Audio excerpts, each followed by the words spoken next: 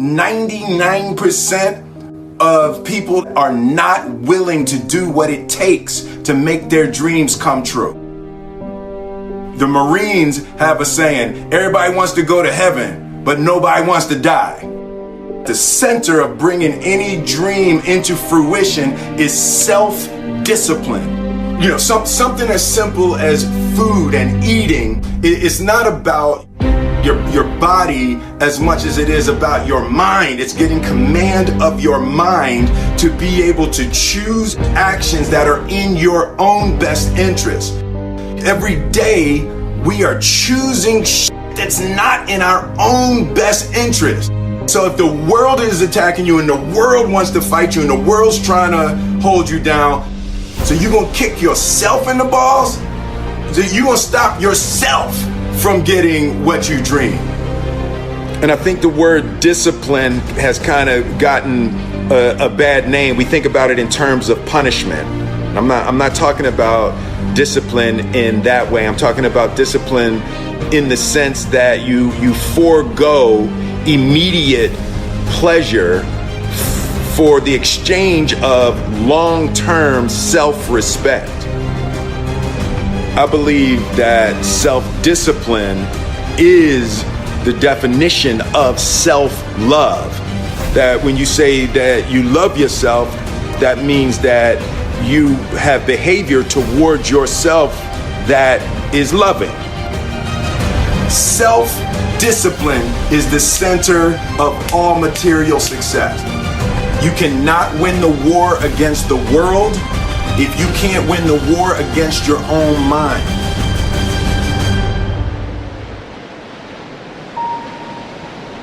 Self-love is when you say to yourself, man, look, I know you and that girl got a real connection.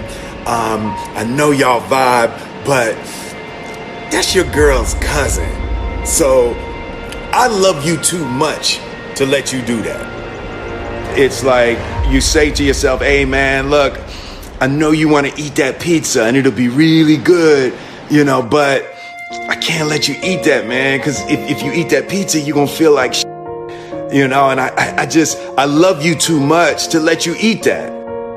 Self-love is, hey, look, I know you got a test on Monday, you know, and I know you really want to go out with your friends. It's Saturday night, you want to go out, but if you fail that test, you're not going to feel good about yourself. You know, I love you too much to let you go out tonight. Self-discipline is self-love. If you want to be happy, you have to love yourself, which means you have to discipline your behavior. The road to sustained happiness is through disciplining your behavior. We tend to base our self-esteem on what other people think.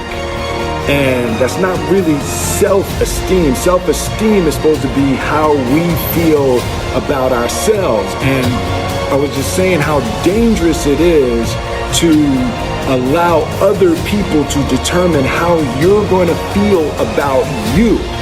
And it's kind of like looking into a broken mirror. You're going to look in a broken mirror and then change your face to try to look good in this defiled, busted, broken mirror. And it just, other people's opinions is a really way to determine how we feel about ourselves.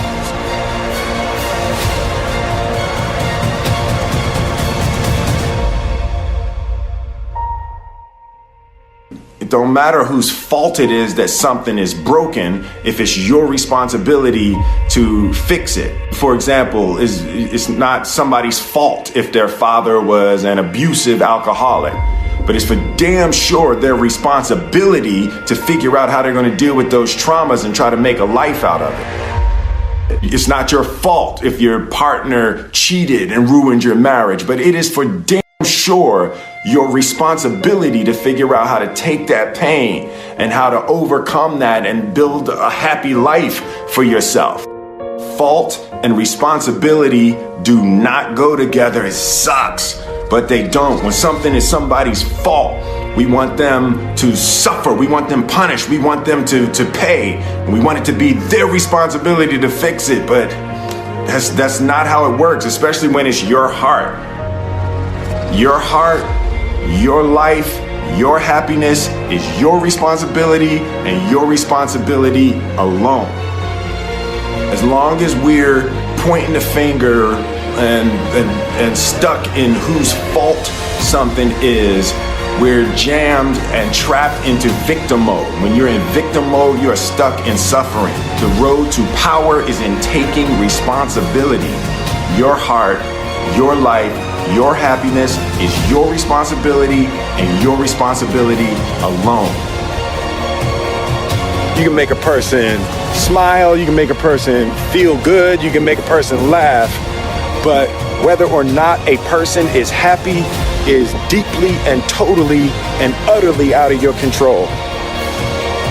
The prerequisite for spending time with any person is that they nourish and inspire you. They feed your flame. Look at your last 5 text messages. Are those people feeding your flames or dousing your fire? Put your phone down for just a second and look around. Look to the people around you. Are those people throwing logs on your fire or are they pissing on it?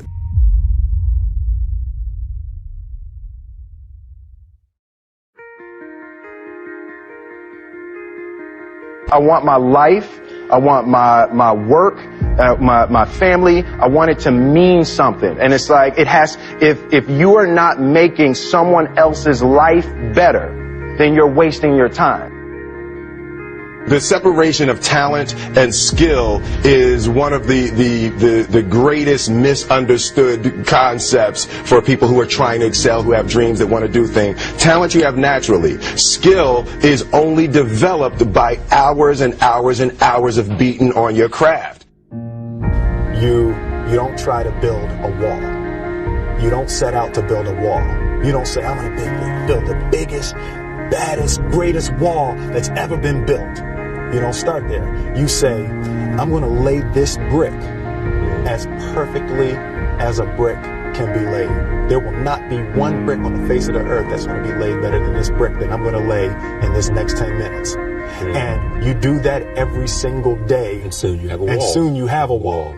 And I think psychologically, the advantage that gives me over a lot of people that I have been in competition with in different situations is it's difficult to take the first step when you look how big the task is.